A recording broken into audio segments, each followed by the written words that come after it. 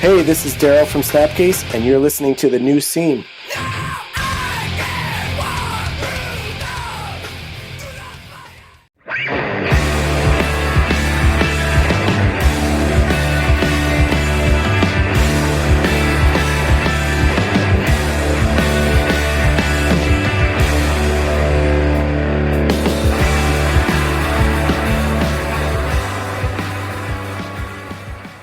Hello, everybody, and welcome to The New Scene.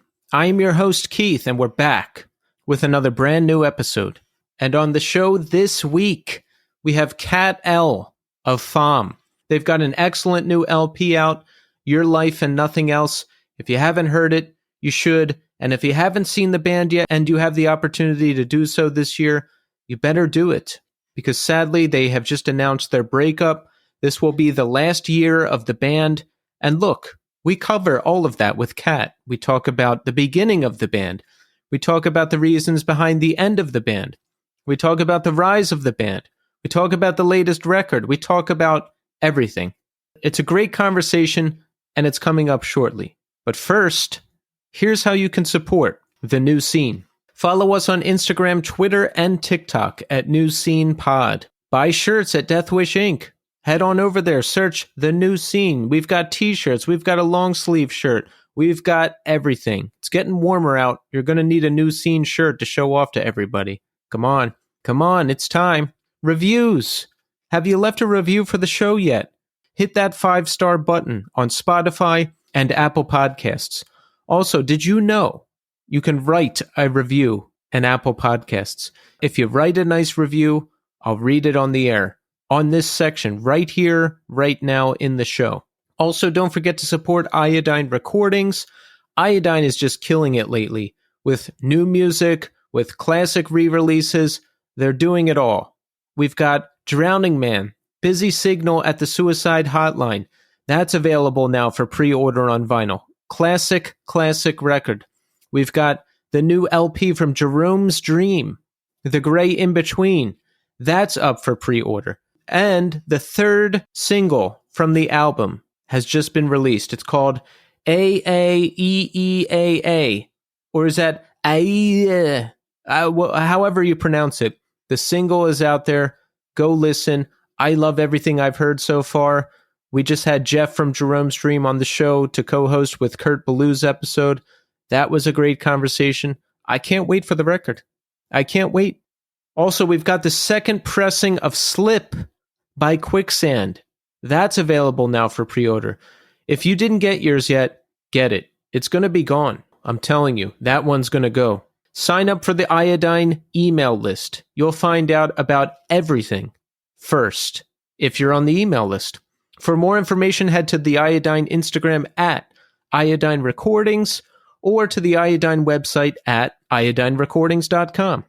And last but not least, don't forget to support this month's sponsor, Bridge 9 Records. That's right, Bridge 9 Records. And guess what? They're having a record store day label market in the Bridge 9 warehouse on April 22nd from 10 a.m. to 6 p.m. They'll have a lot of 2023 record store day releases in stock, plus local label pop-ups from Iodine Recordings and a bunch of other labels. Don't miss it. There's a lot of great stuff there. The address is 282 Rantoul Street in Beverly, Massachusetts, and you should know that address by now. I mean, while you are there, checking out the label market, go check out the Bridge 9 record store. They've got a great selection of Bridge 9 releases. They've got a great selection of other punk and hardcore releases. They've got shirts, they've got mugs, they've got all kinds of good stuff. This is a great opportunity to head over there, see what's going on, and get your hands on some one-of-a-kind vinyl. For more information, head to bridge9.com. That's bridge, the number 9.com, or head to the Bridge 9 Instagram at bridge9. That's bridge, N-I-N-E. Okay, so listen, check back in with me in segment 3. I'll tell you what's going on with me. I'll finally tell you the full story of me joining the Darling Fire. We'll cover everything. But right now, we are going to speak to Cat L of Faim. Enjoy. All right, we are here now with Cat from Faim. Kat, welcome to the show. Thank you for having me. It's great to have you here, Kat. You know, Faim has just put out an excellent new record, Your Life and Nothing Else. You just got married recently. We were talking about that through email a little while ago. And I've just read some startling breaking news that the band will be ending come this October after your final show, correct? Yes, it will be. Yes. All right. Well, you know what, Kat? We're going to cover all of that and more. Okay. But I want to start with a simple question. Well, it might not be simple depending on everything that's going on, but let's get into it. Kat, how are you doing today? You know, today is a good day. It's beautiful here in Washington State. It's like 60 degrees outside and sunny. We're going to cook out for dinner, and tomorrow's the opening day of baseball. And like spring is just such a wonderful time when, you know, all the plants are blooming and the weather gets warmer. And so I'm really good. I'm like very happy and content right now with life. Yeah, where in Washington State are you? I live in Tacoma, Washington. Oh, home of botch. It's the home of botch. It's the home of seaweed. It's the home of, some really good music. So Botch just played here in February, but I was already in Hawaii for my wedding. And so I will see them in the fall instead. Did you consider missing your wedding for the Botch gig? I mean, if there's any gig to miss it for. To be honest, I may have looked at how do I change our plane tickets to one day later. But then I thought, they're going to end up playing more shows. You get married, hopefully only this one time, which is actually my second time. But I actually did think about it. And I'm glad I didn't because, now we're going to see them in October when they play in Portland. That's good. Yeah. That's good. And this is a good time of year. It's brighter out longer. It's warmer. I feel hopeful. There's many good things going on. It's a good time to be alive. It sure is. So you got married recently. Yes. Now, how was that? Was it a large affair with many people? Was it a smaller affair? Set the stage for us. Yeah, it was not large. It was very small. There were 6 people other than us. We made it kind of like an elopement instead of, destination wedding in a way, but an elopement. It was just our immediate family who went. And we went to Maui, which if you haven't been, it's absolutely amazing. And I want to move there one day. It's so beautiful and people are super chill and it's a very safe place. And it's just overall really wonderful. And we just got married near the beach and had a really nice dinner at the Four Seasons after. And I've never had a fancy dinner where they give you new silverware in between each course. And there were 7 courses, which by the 4th course, I was I don't think I can fit any more food in my stomach. And it was perfect. I know people say that about their wedding days, but it was just the most perfect day. There was no stress. We just showed up and there was somebody there to marry us and somebody there to take pictures. And we didn't have to give anybody attention or talk to too many people or, do all of the typical cake and dance and all of that stuff. So it was so nice that it was actually just about us and our family. Yeah, that sounds really nice. If I ever got married, that sounds like the way I would want to do it because number one, going 50, 60, 70,000, however many dollars into debt just for the wedding. Yeah. It just seems silly in this day and age with how out of control the cost of living and everything else is. Oh, for sure. Yeah. It is a way that I would recommend anybody to get married because it was just an additional little bit of money on top of just taking a vacation. We had planned to go to Hawaii anyway on a vacation. And then we were what if we just throw the wedding in? So, it's worth not spending tens of thousands of dollars that people do on weddings for sure. Yeah, there's that. And 2, I would feel weird being on display in typical wedding fashion, I don't know, dances and tributes and cake feeding. And Some things I like tradition, some things I don't. I think I would just like to have a ceremony, have it be done, get out of there. Yeah. Well, and then a lot of the times, right, like when you're inviting your family, there's like family you don't really talk to that much. And then there's like all these people you have to invite that your family wants to go. And you're like, I don't even know who some of these people at my wedding are. And all you want are like your friends and like your closest family members. So it's not being somebody who's on stage often. Having a whole bunch of people looking at me would make me not very happy. Yeah, you probably want a break from that in your regular life. Yeah, for sure. So you grew up in Denver, Colorado, correct? No. No? I've lived in so many places. I grew up in Northwest Indiana, the region, as people call it. It's about 20 minutes outside of Chicago. So I grew up in like the 80s and 90s in Chicago, which was a really great time, especially the 90s for music. Oh, yeah. Smashing Pumpkins, everything. Oh, yeah. Smashing Pumpkins, I saw. That was like one of my first concerts was when they put out Melancholy. But then just having bands like the Get Up Kids play all the time or Braid play all the time. You know, I saw Dillinger 4 play all the time. Like it's just the Midwest had so much going on. Yeah. And then I moved out here to Washington to go to college. And I stayed here for a couple of years. And I was like an angsty 18 to 20-year-old and like didn't go in nature. And I was like, I don't like that there's no sun. I'm going to move to Boston because I thought Boston might be better in the winter. And then I lived out in New England for like 12 years. And then I moved to Colorado. Ah. Yes. So all this moving, were you just moving by yourself or were you still living with your family? What was the deal? Yeah, good question. Yeah, I did most of it by myself. It's just kind of how my family has always been. My sister has been the same way where she's moved around a lot. My mom raised us very independently and we wanted to get out of being in the Midwest as these like kind of young feminist punk girls and thought the coasts would be better. And in ways they are. I moved to college in Washington by myself and then to Boston by myself. And then I moved to Colorado by myself. And then when I moved back here to Washington, it was with my now husband, Joey. So most of the time, by myself. I'm very comfortable doing that, going somewhere new and making friends, finding friends, starting a little social circle. How old are you when you start all of this moving? I was 18.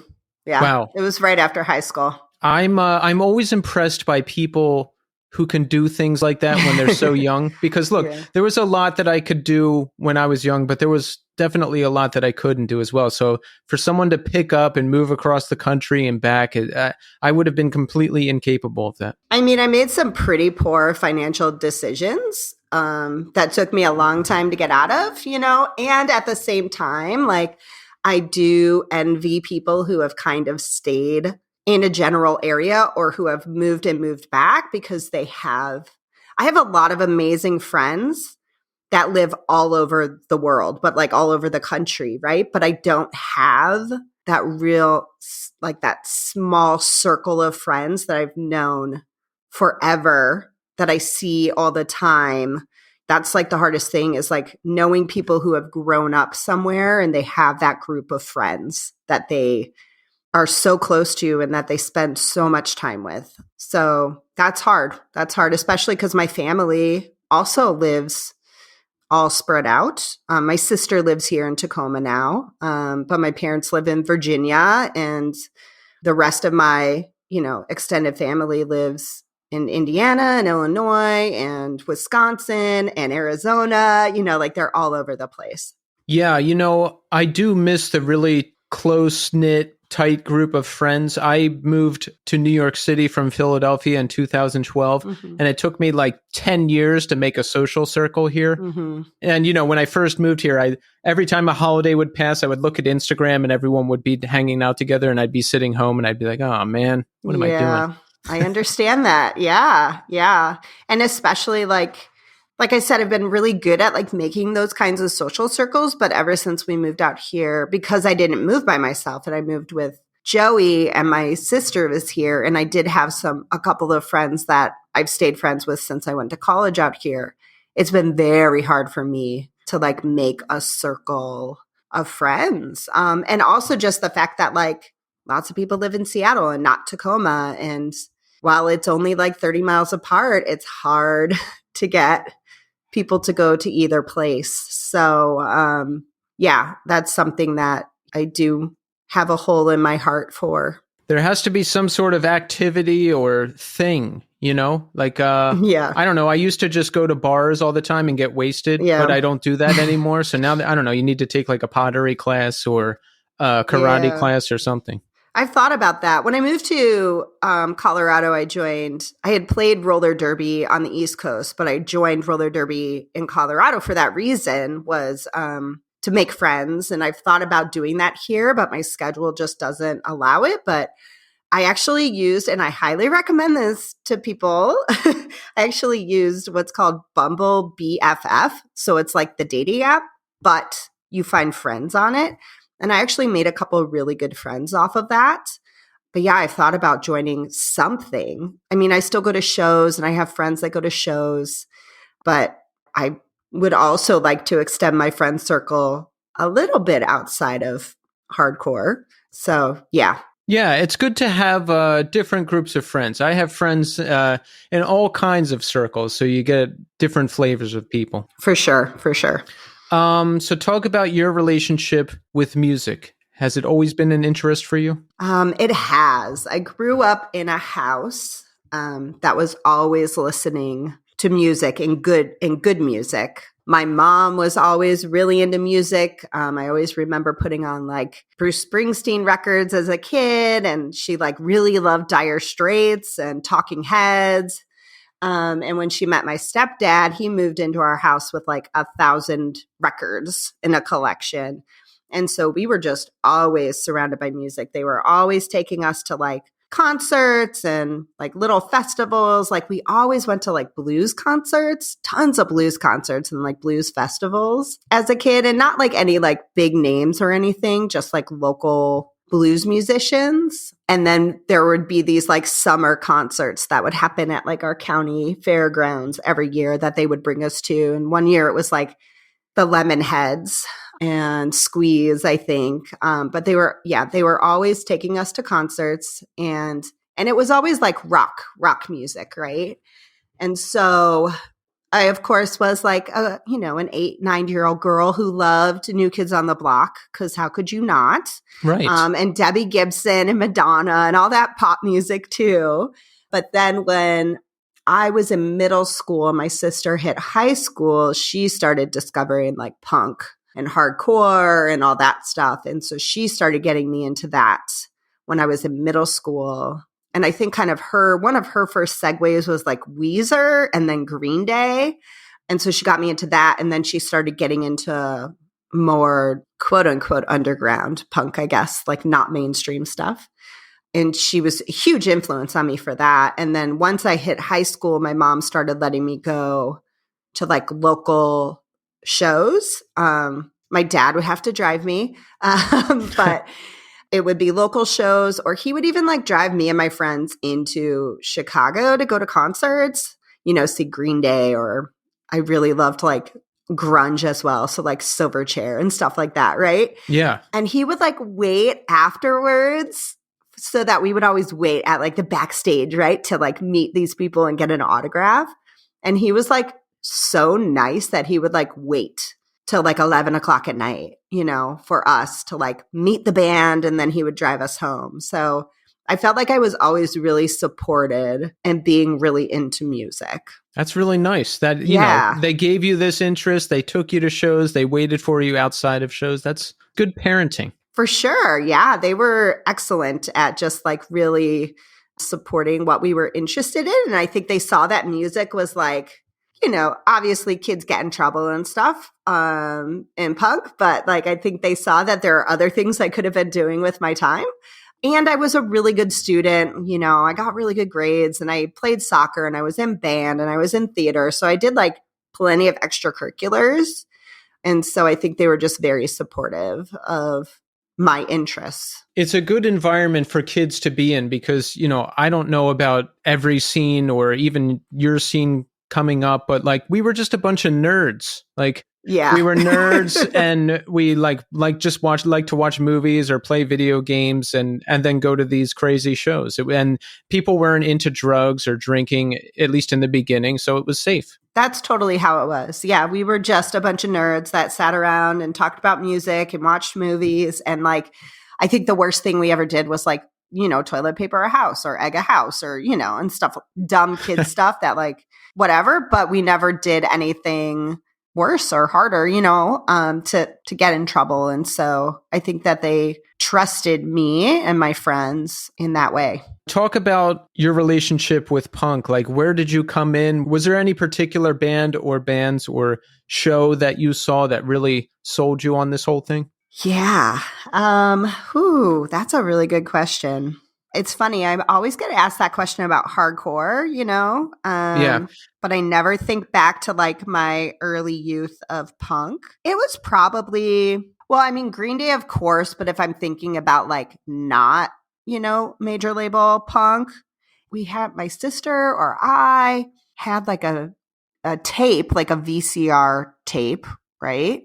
Of like music videos, and one of them had Blink 182 Oh, yes. on it, and it had the Descendants on it. And so I think that was a big introduction. No, the big introduction for me was actually Jawbreaker. Yes. My sister was obsessed with Jawbreaker, absolutely obsessed with Jawbreaker. And so naturally I got into it. And when Dear You came out, I was 14, Dear You came out.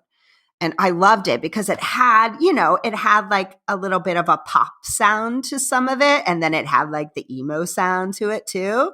And she took me to see Jawbreaker when I was 14 or 15. And so this was like, I had gotten into Green Day and Weezer, and then she took me to see Jawbreaker. And I fell in love. And they played with the Smoking Popes. And so then I fell in love with the Smoking Popes, and then I was like, what other bands are like this, And I think that it was like almost like quote unquote emo got me into it. And then I started finding like videos like the one with the Descendants and Blink-182. And then I went to Warped Tour, So it's weird to think back on like how I got into it. Because nowadays kids just go on like Spotify and find related artists. Yeah. But back then, you had to like really search, or, our radio station Q101 at the time had like an hour where they played like punk, or they played like local punk. Right. And so I would go and listen, and I would like tape the songs that were played on that. And I think, that's just kind of how I did it. Was like one thing led to another, but it was probably Jawbreaker was the band that really opened things up for me. Nice. And tell us about some of your trajectory, like into other areas of punk, like hardcore and things you were into. Like me, there was the grunge explosion that happened in I remember 4th grade, 1992. That's when I heard about Pearl Jam, Nirvana, Soundgarden, Stone Temple Pilots, all that stuff. Yeah. And then later I got into nu metal because I was looking for something like more dangerous, and that was starting to happen. So that was the era of like Korn's second album and Deftones and a couple things. And then shortly after that, hardcore, and at the time it was Dillinger Escape Plan, Coalesce, Converge, Cave In, all the really good crossover stuff. And that took me to emo, post-hardcore, post-rock. I've had an era with everything basically over the years. What about you? I never had a nu metal era. Never got into nu metal. None of it? No. Not even the first Korn album? No. I think the closest I got was like thinking the Deftones were okay. Yeah. I was like a high school elitist a little bit, I think. I remember friends coming to high school when Slipknot came out, and they were like, this is the hardest thing I've ever heard. And I'm like, have you heard Earth Crisis? So I think it started with grunge, obviously. Still huge. I mean, that's still something I listen to all the time. I listened to Hole and Bush and Nirvana, and I even still listen to Pearl Jam. Like, I love grunge. And then it was kind of that like emo, Jawbreaker and the Get Up Kids and Braid and and Smoking Popes and stuff like that. And then at the same time as that, I kind of meshed a lot of stuff together. At the same time of that was like punk. So like I loved NoFX, right? I was a huge NoFX fan. And pop punk as well, right? Like I really liked Blink-182, and I was a teenage girl who really loved MXPX and, you know, all of that. And ska as well. Like I loved ska. I loved it all. And it was all just like punk to me. And then out of that, my sister told me about like Earth Crisis, because she was like, I think you're straight edge. And I was like, what does that mean? And she was like, listen to Earth Crisis. And I was like, okay. So then I got into Earth Crisis, and somehow from there, I got really into Snapcase. Yes. And Snapcase was the band that like got me into hardcore without knowing what hardcore was. Like I did not know that that was a genre of music. I just thought it was punk.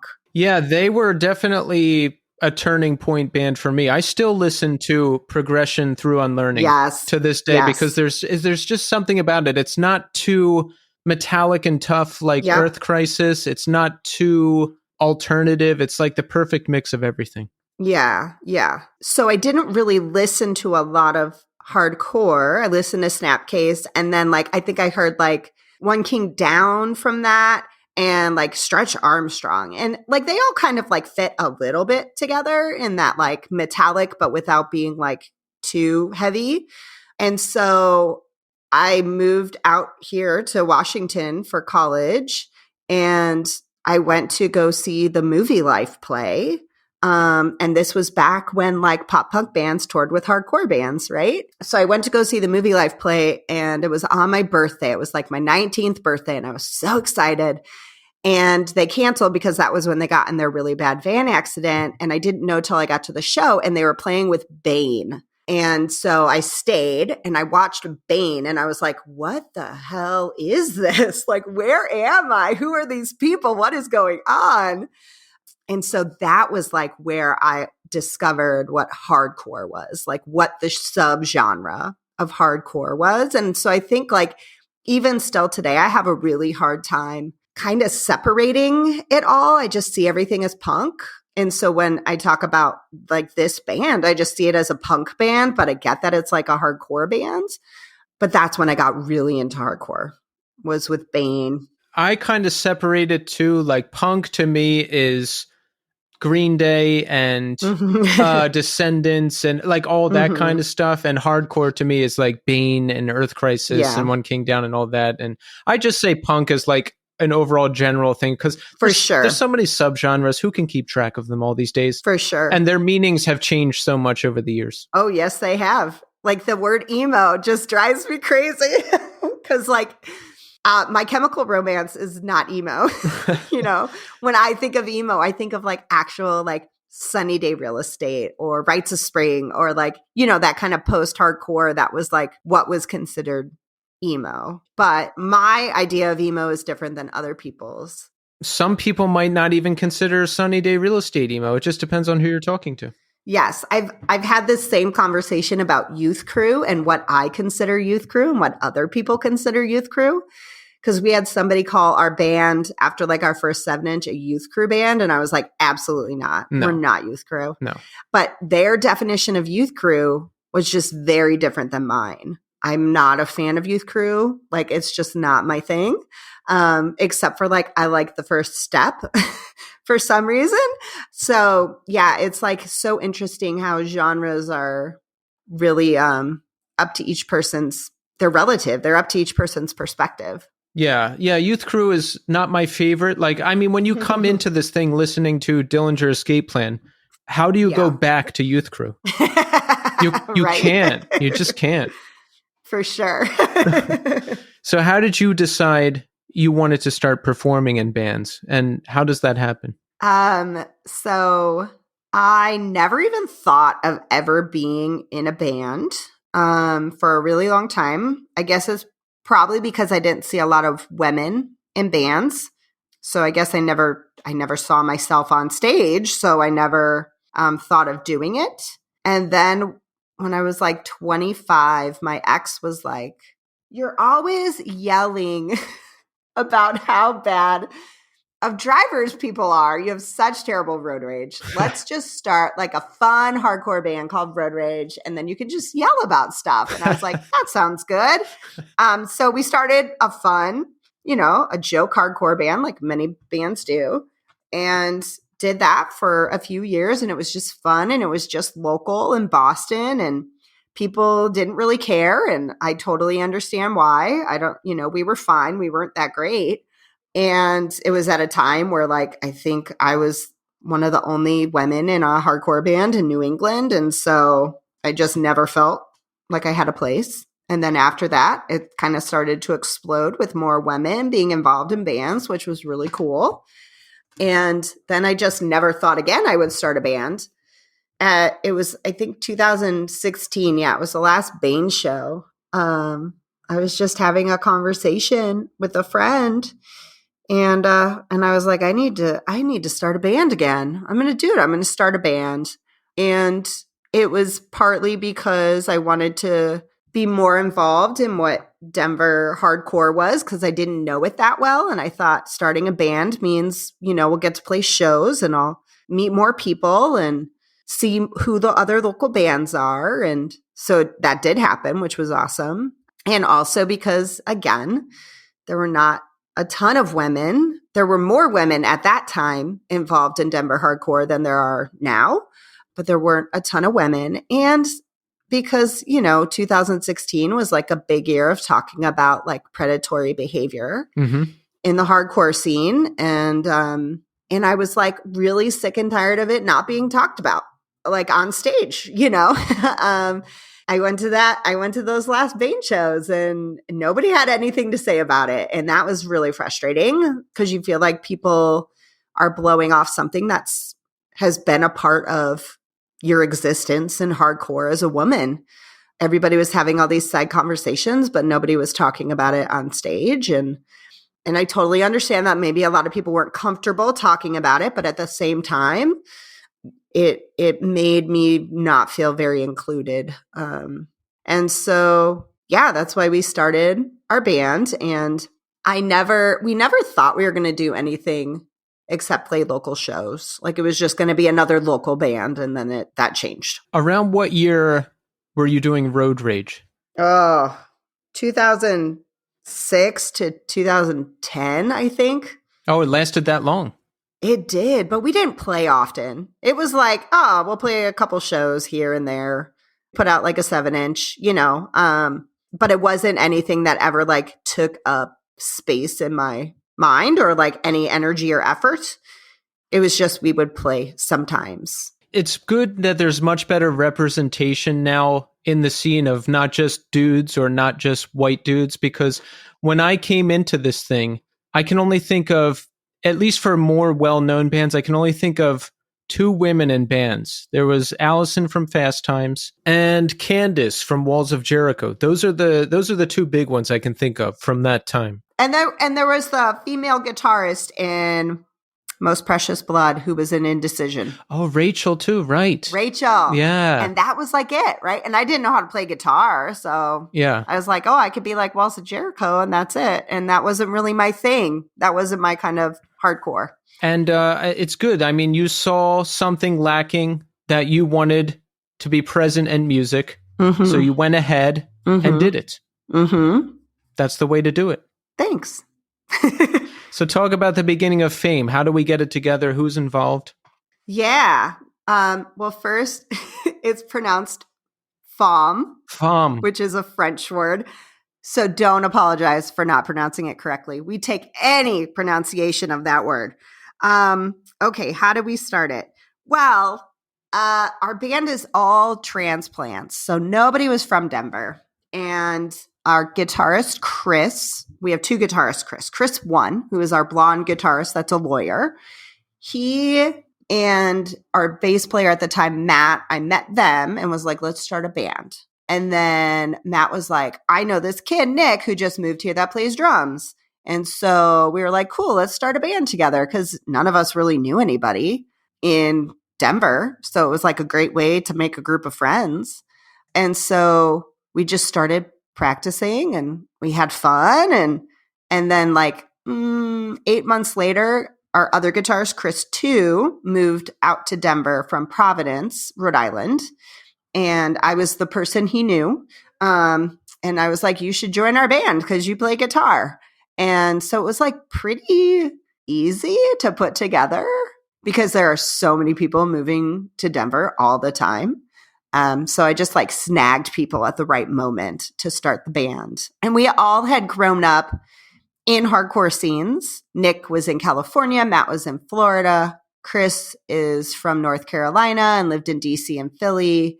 And then the other Chris is from Providence. And so we had all been parts of different hardcore scenes around the country and then started our band together in Denver. And we're influenced by kind of the same like early 2000s style hardcore. You know, if you think of like American Nightmare and Panic and HopeCon and Count Me Out and, you know, that kind of stuff. That was the stuff that we all had in common. And then because we had so many other types of music that we don't have in common within like the punk genre. And so that's kind of how we started our band. We knew we wanted to be political because at least for Chris and I, like that was a huge part of being in punk for us was, you know, being active in the social scene in a way. How are we trying to better the world for people? And so we felt like that had kind of slipped out a little bit of hardcore and we wanted to bring that back, at least for us. And so we knew we wanted to be political and just be kind of like a hardcore punk band. Yeah, I think that's back now, which is good because throughout most of the 2000s, it was like flared jeans and haircuts and spiky belts. It really took a turn, almost like a glam metal thing, but I think it's circled back around now to more issues and more awareness, and that's much more prevalent in the scene again. Yeah. I think maybe we were like, I don't know. Once, you know, Obama was elected, I think people kind of got really complacent for 8 years with the state of the world. And so maybe didn't feel like they had to have those conversations as much. Right.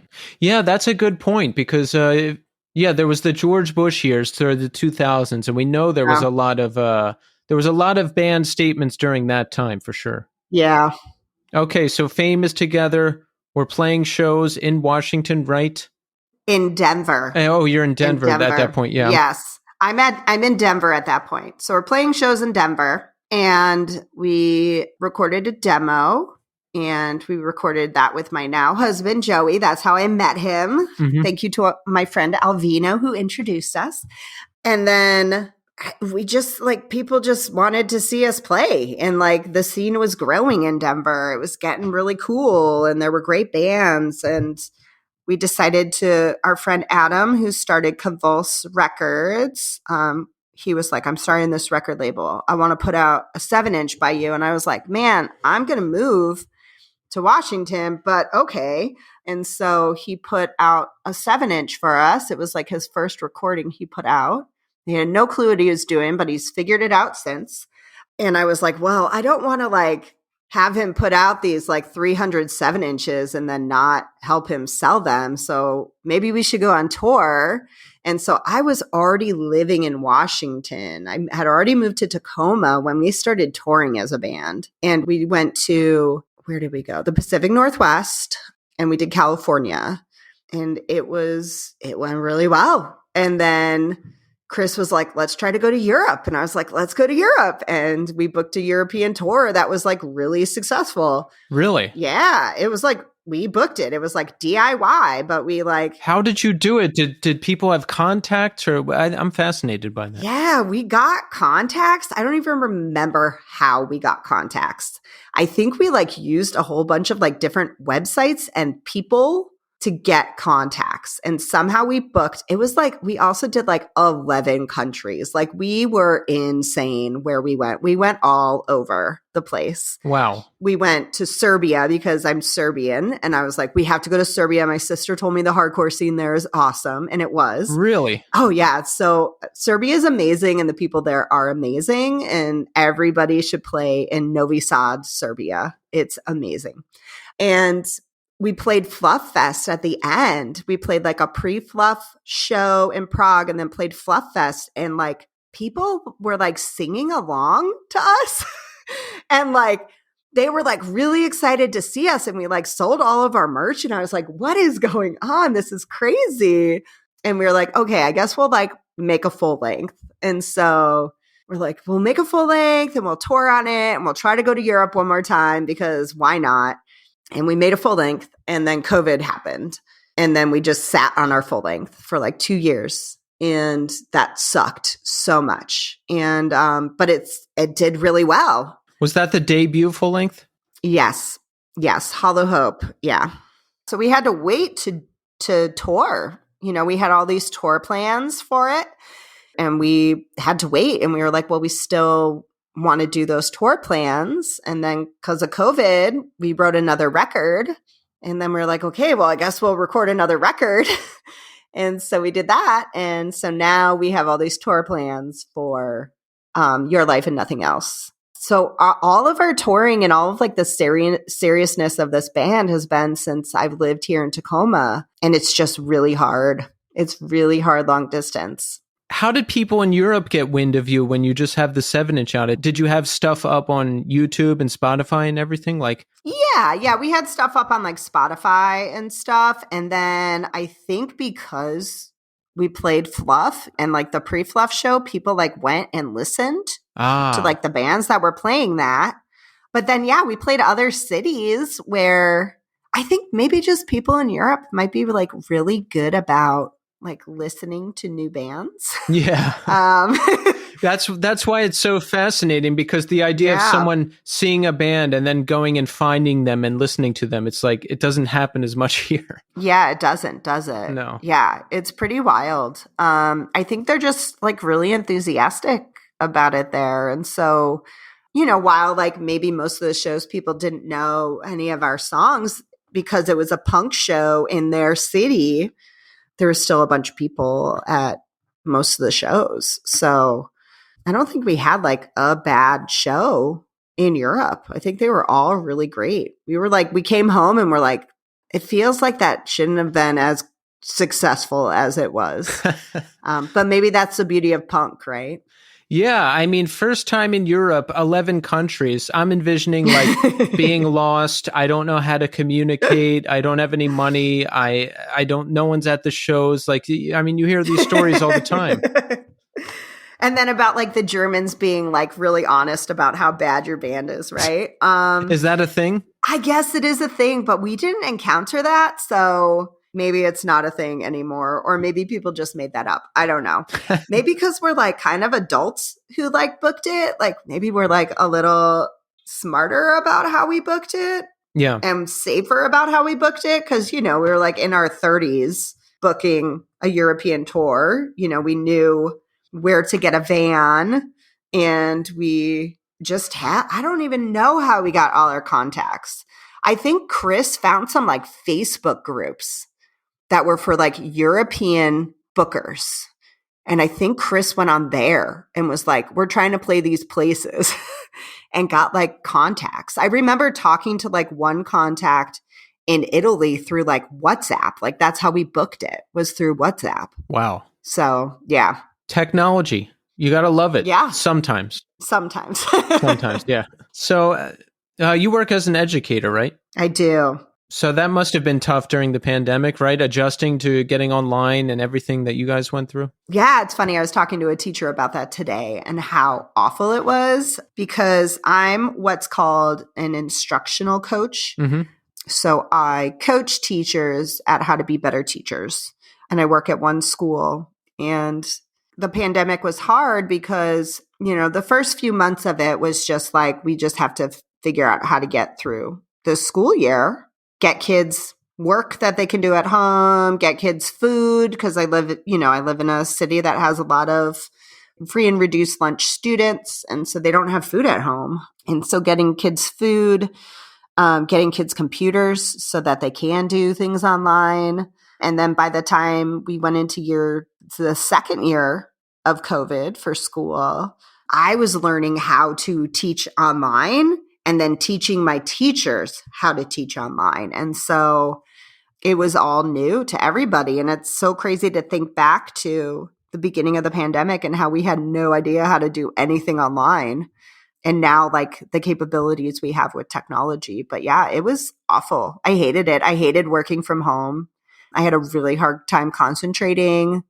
I need a separation of workspace and home space, because I would work like all hours. You know, if a teacher texted me at like 9:00 at night, I'm like, oh, I got to figure out what they want rather than just my typical work hours. So yeah, I'm grateful that we're back in person. Teaching especially must be difficult remote because it's kids you're dealing with. Yeah, and it's elementary kids. I work in an elementary school. They're always up to something.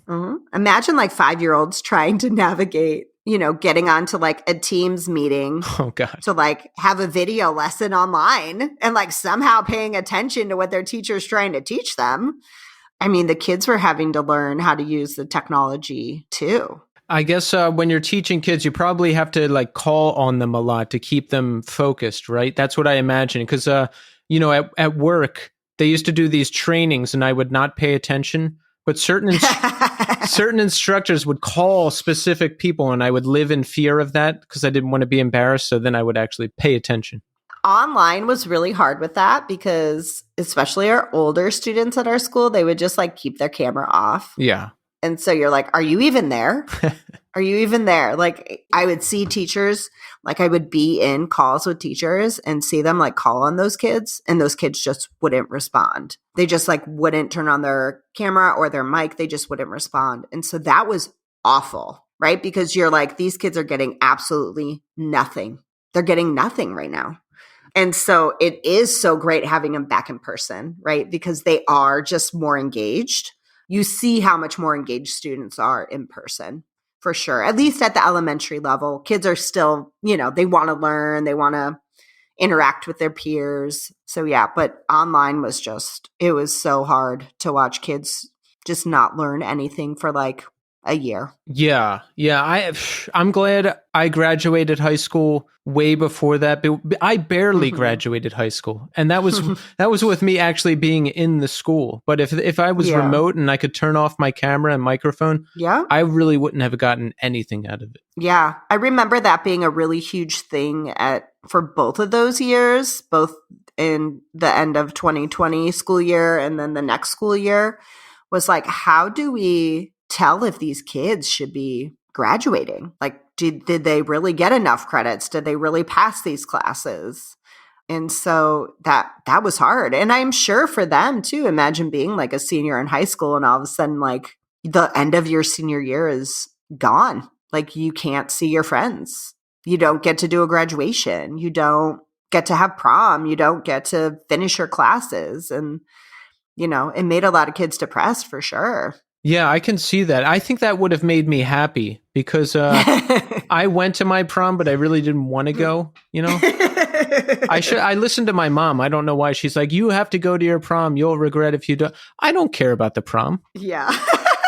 I don't care about the prom. But it's all those things, right? From high school that like you'll regret if you don't do. They're your glory days, right? High school are the glory days. No. Not at all. Nothing good ever happened to me in school. Like every happy memory I have is outside of school. I would agree with that. That's good. So pandemic ends. Faim, do we get back out? We're playing gigs. I think we took a while, actually. Yeah. We didn't tour last spring break. We tried the East Coast last summer and then we all got COVID. There was that on top of it, right? Like touring was like a little stressful because like, what if you get COVID? And then we got it on the East Coast and that sucked. But we did like California again and we did the Pacific Northwest again. And now we're going back to the East Coast. So we didn't do a ton of touring since quote unquote COVID ended, but we're trying to like really pack it in now with the East Coast and Europe. So you will be coming back to the East Coast? We are. When? We are coming back to starting Saturday. Oh, this Saturday? Yeah. You're kidding me. This Saturday. We have not been good. I have not been good about like promoting it. I've just taken like a huge step back from social media, and like I realize how much that puts on like Chris One in our band, and I feel very bad about that. Mm-hmm. So I'm trying to be better. And we probably should have started booking it earlier than we did, but it's booked.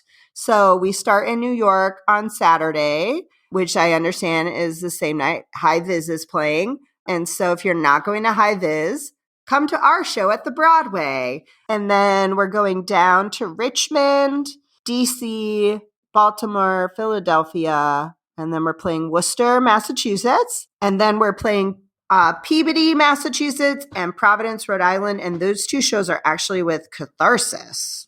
Oh, yeah. Nice. Yeah. So we're excited. It'll be fun, you know, with it kind of being our first time on the East Coast, because we really only played New England last time. I don't think we expect anything crazy.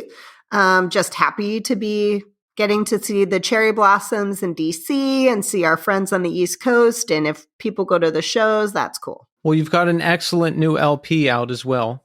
Thank you. Your Life and Nothing Else, right? Yes, yes. We must be very happy about this record, right? This is what got you on my radar, and I think it's really great. Thank you. Yeah, we are happy about this record. I think because it's like much more representative. Well, I think it's a good progress from Hollow Hope. It's much more representative of like who we are as a band and like kind of the music that we like and the feels that we feel about music. And yeah, it was really fun to write and very therapeutic in a way. And so we're really proud of it. And whether other people like it or not, that's fine. Hopefully they do, because it is a good record. But if they don't, we're okay with that because we are very proud. They really should like it. And look, if you don't, I question your taste a little bit. I'm just going to say. Thank you. Say that. No, but it's really good. I mean, it's got everything. Like the first song is just super heavy, and I always love that. But there's some more like melodic heavy stuff as well. It's just an overall good mix of everything, and I recommend it to everybody. Thank you. Was this the other record you said during COVID, like you just started writing again? Did this end up being that record? This ended up being that record.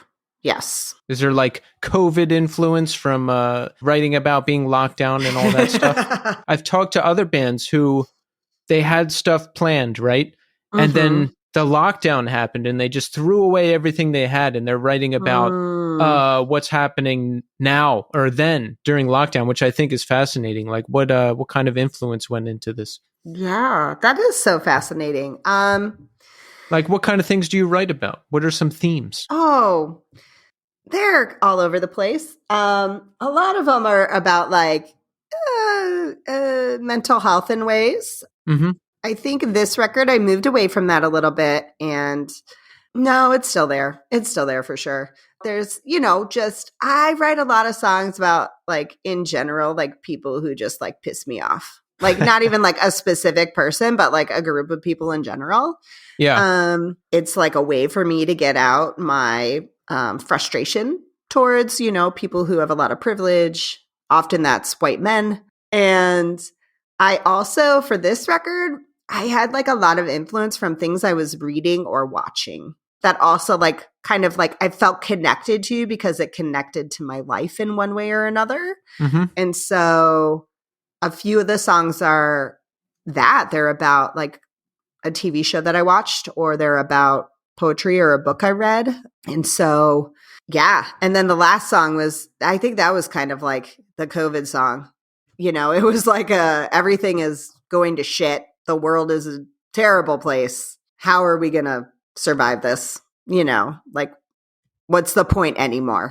So that was probably like the COVID song for sure. That makes sense. When I write, it's typically about whatever is wrong at the time, you know, Yeah. or like Yeah. it's usually about whatever big thing I recently went through, whatever that is. Yeah. But it makes sense that you're pulling influence from books and television and different other artistic mediums as well. Because look, we were stuck inside for however long it was. And I do the same thing. Like if I write, it's usually not about one person. It's like different situations, different perspectives. But then once in a while, I'll just write about something that's not like a person or a situation too. I like to mix it up. Sounds like you do too. Yeah, I sure do. Yeah. On the subject of mental health, Yes. where do we stand? What do we write about? What message do we try to get across? Because that's a recurring theme on this show. It's something I talk about because I suffered in active addiction for many years and thankfully made it on the other side of that. So it's a subject I like talking about, and it's something that comes up often on the show. Tell us about your experience. Yeah. I have tried to figure out my mental health for a really long time. I grew up I had great parents, right, who are very supportive, but there was a lot of trauma. There was a lot of addiction in my family growing up, and I was kind of the one who was acting like everything was fine and dandy. And I think that's partly why I never got into trouble, because I felt like I was the one who had to be the good kid who portrayed this like perfect family to the world outside. And it made me a very angry person growing up. I was very angry. I had a hard time controlling my anger. I had a hard time establishing relationships with people. Big abandonment issues with me, just thinking that people were going to abandon me. So I would push people away. I think that's partly why I have moved so much, because it's easier to just move away than possibly go through that kind of relationship ending. And when I moved out here to Washington and we bought a house, I had like a major breakdown. I was like, what am I doing? How is this my life? I hate my life. What's wrong with me? I was like ready to throw everything away.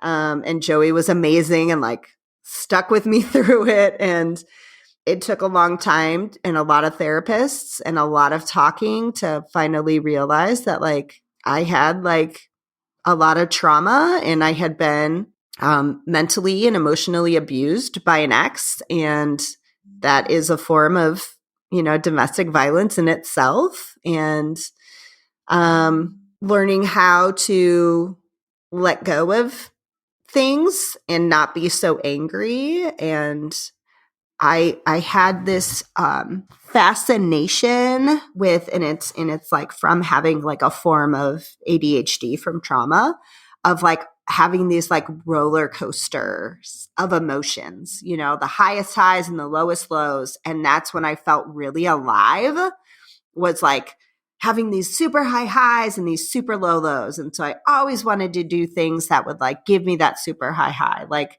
for example, like if I went and hiked a mountain one week, like the next week it had to be an even better hike with a better view. Otherwise it wasn't worth it. Right. And then when I would crash so hard and I was a mess. And so I just found the right therapist and I found the right way to treat myself and to help with that. And it's made such a huge difference in my life. And so that's kind of what I've written about a lot, is just like those like feelings of anxiety and those feelings of depression and just wanting to give up. And, like how would that affect other people? How am I affecting other people? Because we do, right? When we have our own mental health issues, it's not just us it affects, it's the people around us as well. And we have to surround ourselves with people who are healthy for us. I've had people in my life who are not healthy for me. They're not healthy for me. And just because they were fun to be around and they were a great friend or we had a lot in common, it doesn't mean we were compatible as friends. And that's like a big word I've learned to use, is like compatibility with somebody. So, and a lot of that just stems from what I saw in relationships growing up, right? So, yeah.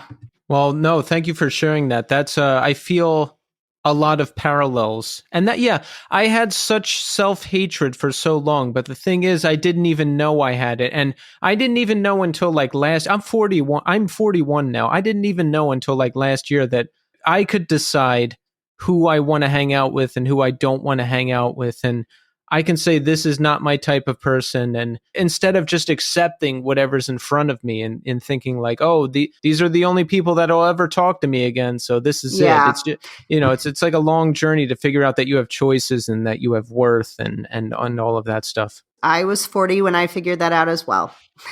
Good for us, right? Yeah, right? Took long enough.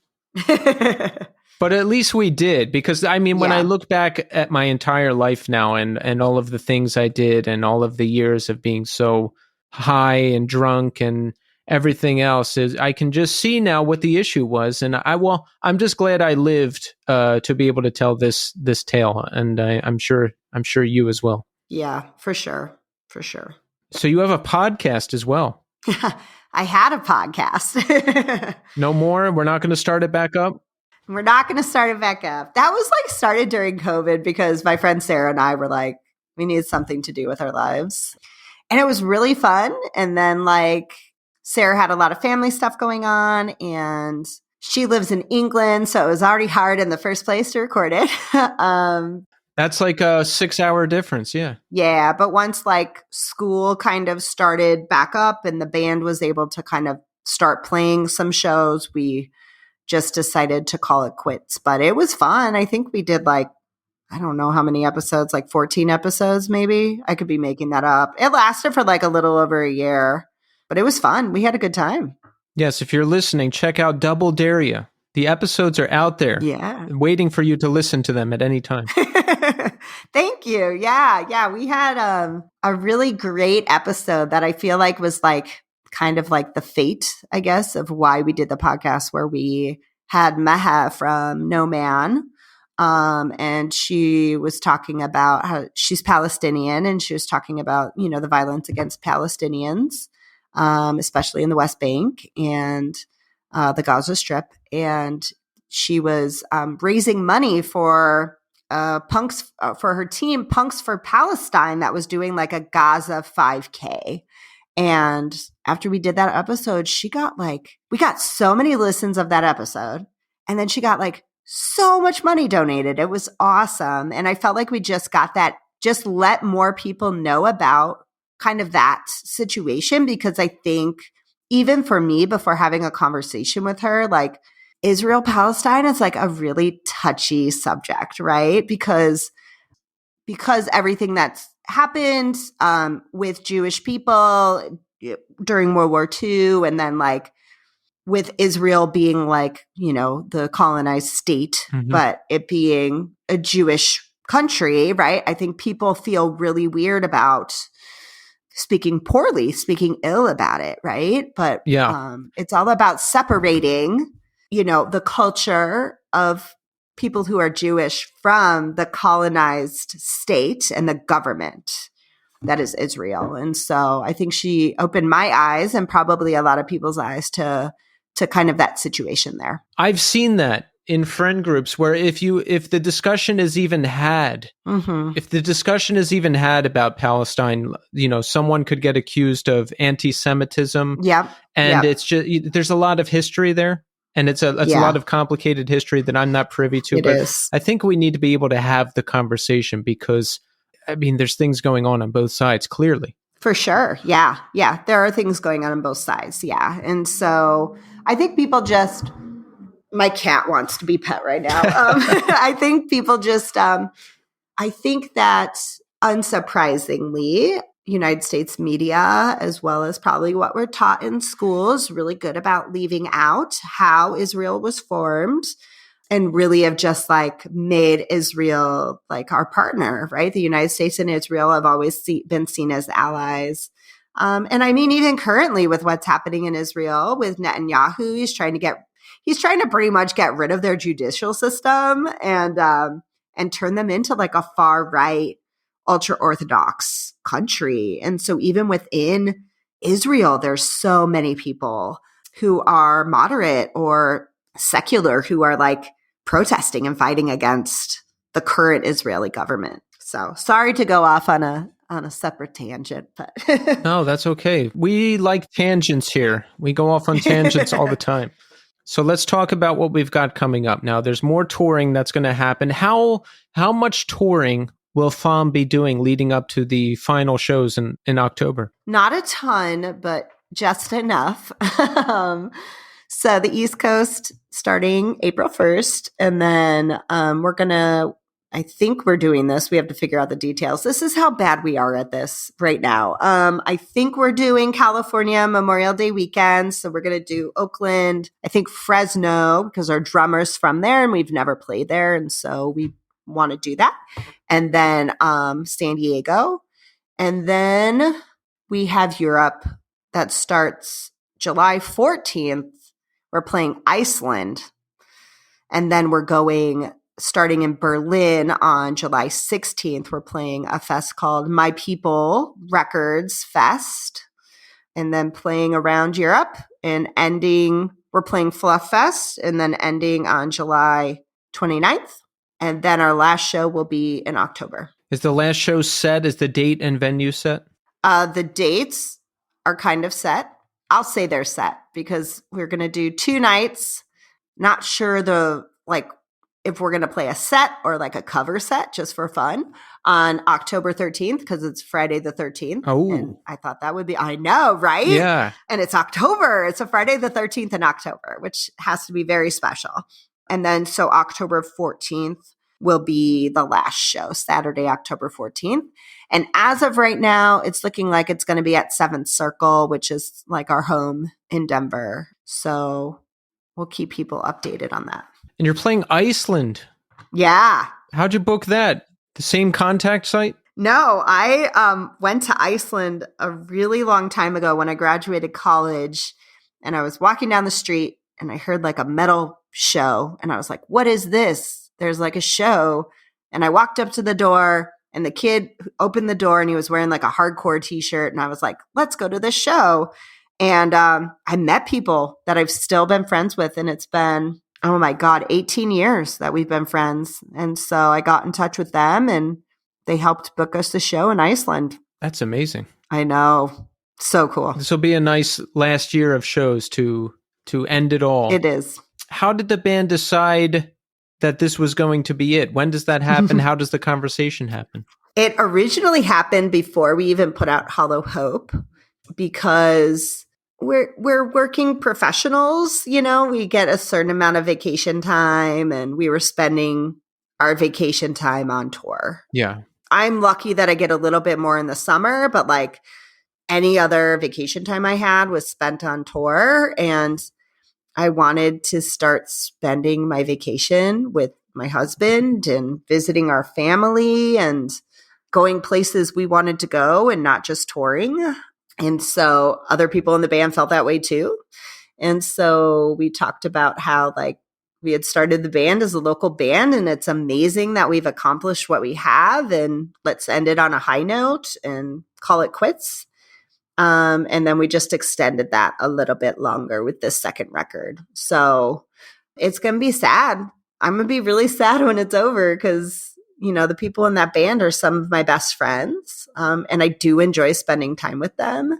But I think, you know, I'm 42 now and I'm ready to move on from touring. That makes sense. Yeah. Yeah. I mean, you've done it. You've played everywhere. Yeah. Exactly. We did more than we ever expected. We're doing more than we ever expected. And it's so cool. But I would love to like get to go to Europe and like go to one place in Europe for a few days and like see things and do things. And I would love to be able to go see my parents in Virginia and during my spring break instead of, you know, like I'm not going to see them because we're touring the whole week. You know, I thought about making our East Coast tour shorter so that I could go see my parents for a few days because they're just getting older and that's just where my priorities are now. No, that makes sense. That makes sense. Well, we're ending on a high note and we are ending with a great final LP. So thank you. That's a good way to go out. Thank you so much. Of course. Well, Kat, I just want to say thank you so much for coming on the show. I only discovered you recently, and I really like what I hear, and I wish you and the band all the best this final year of your performances. I really appreciate that. Thank you so much for having me. This has been a lot of fun.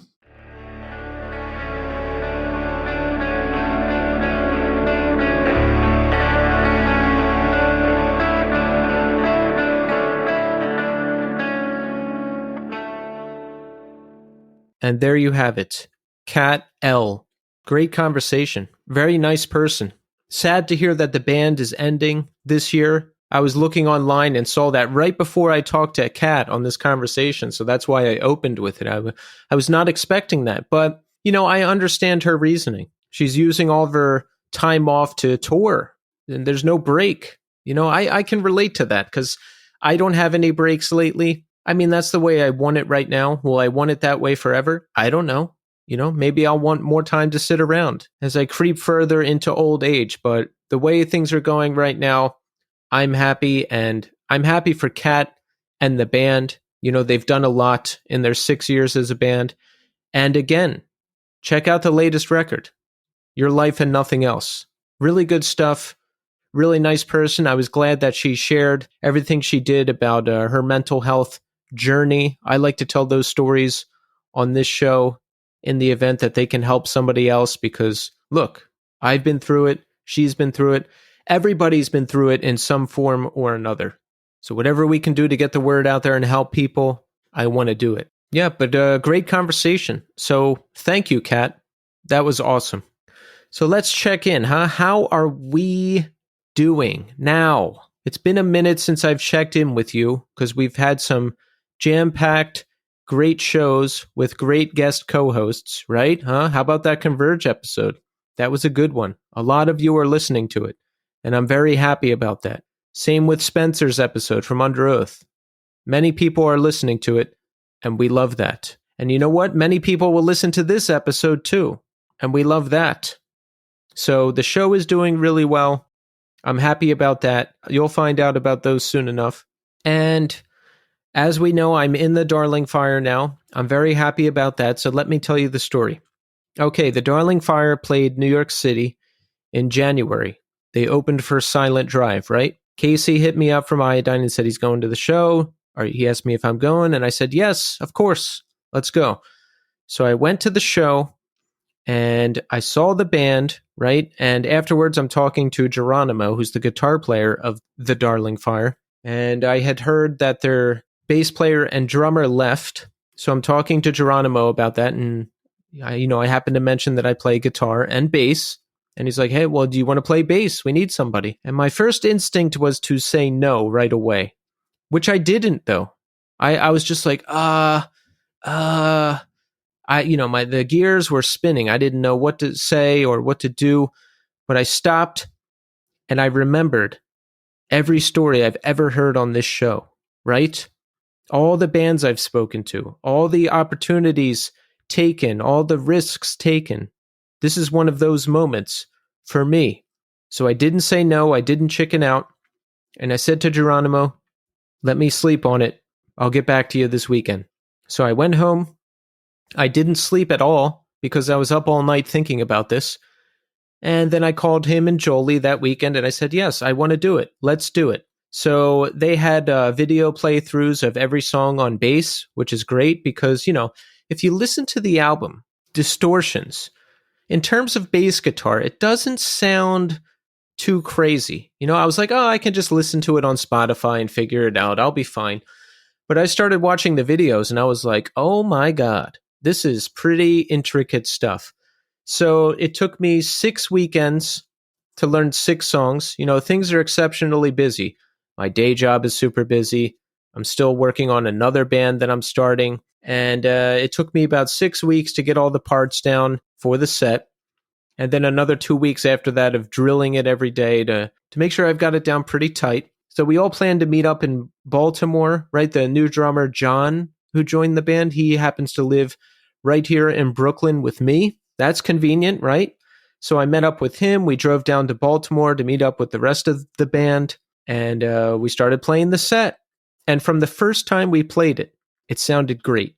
And it only got better from there. It was a great time. It was great hanging out.